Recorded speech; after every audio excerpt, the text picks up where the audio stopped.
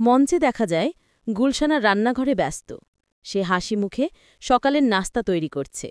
হঠাৎ মোর্শেদ পেছন থেকে এসে গুলশানাকে জড়িয়ে ধরে। মোর্শেদ মিষ্টি গলায়, কি করছো আমার প্রিয়তমা? একা একা এত ব্যস্ত কেন? গুলশানা মোর্শেদের দিকে ঘুরে হেসে, আরে তুমি কখন উঠলে? আমি ভাবছিলাম তুমি এখনও ঘুমাচ্ছ। তোমার জন্য পছন্দের আলুর পরোটা আর ডিম ভাজি বানাচ্ছিলাম। মোর্শেদ গুলশানার কপালে আলতো চুমুখে, তোমার হাতে বানানো খাবার যে অমৃত, তার ওপর সকালে উঠে তোমার মিষ্টি মুখ দেখলে তো আমার আর কিচ্ছু চাই না। গুলশানা লজ্জা পেয়ে, উফ, তুমি সবসময় এমন মিষ্টি কথা বলো। মোর্শেদ মিষ্টি কথা তোমার জন্য, আমার মিষ্টি বউয়ের জন্য। আচ্ছা, আজ বাইরে কোথাও ঘুরতে গেলে কেমন হয়? গুলশানা চোখ বড় করে, ঘুরতে? কিন্তু এখন তো।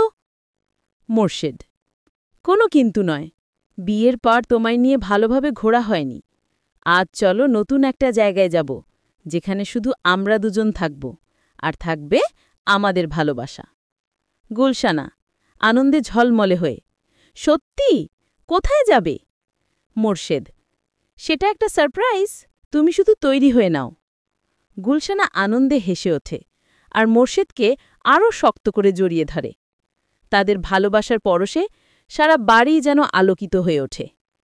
দৃশ্য ৫।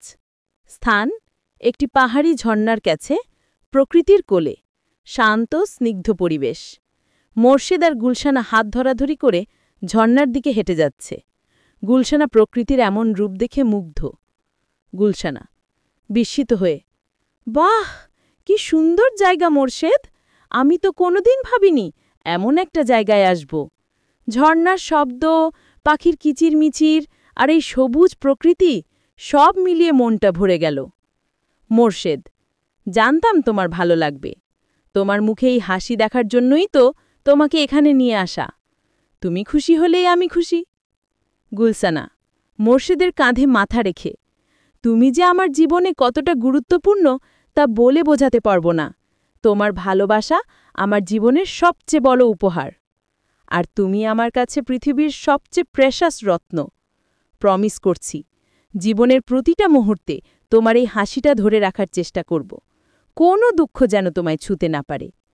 তারা দুজনেই কিছুক্ষণ ঝর্ণার দিকে তাকিয়ে থাকে। সূর্যাস্তের লাল আভা তাদের মুখে এসে পড়ে। মোর্শেদ গুলশানার হাত ধরে আরও শক্ত করে। তাদের অটুট বন্ধন আরও দৃঢ় হয়। সমাপ্ত। কেমন লাগলো এই অংশটুকু? আরও ছবি চাইলে বলতে পারেন।